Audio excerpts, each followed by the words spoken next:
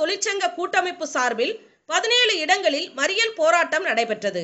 தோமுச, CITU, AITUC, MLF, HMS, TTSF, INTUC உட்பட பல்வேறு தொழிற்சங்கத்தைச் சேர்ந்தவர்கள் இந்த மறியலில் பங்கேற்றனர். நெல்லை வண்ணார்பேட்டை மேம்பாலத்தின் அருகில் நடைபெற்ற சாலை மறியல் போராட்டத்திற்கு தோமுச அமைப்பு செயலாளர் தர்மன் தலைமை தாங்கினார். CITU செயலாளர் மோகன், AITUC செயலாளர் காசி விஸ்வநாதன் ஆகியோர் முன்னிலை வகித்தனர்.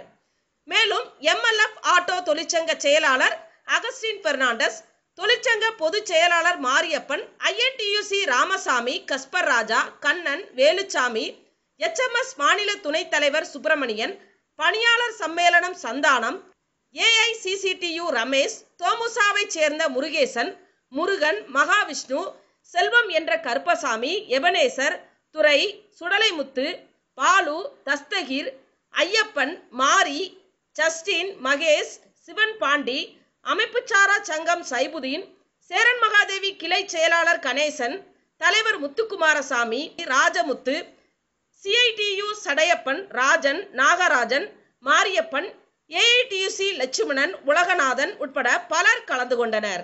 மறியலில் ஈடுபட்ட 150 பெண்கள் உட்பட 600க்கும் மேற்பட்டோர் போலீசாரால் கைது செய்யப்பட்டனர் என்பது குறிப்பிடத்தக்கது.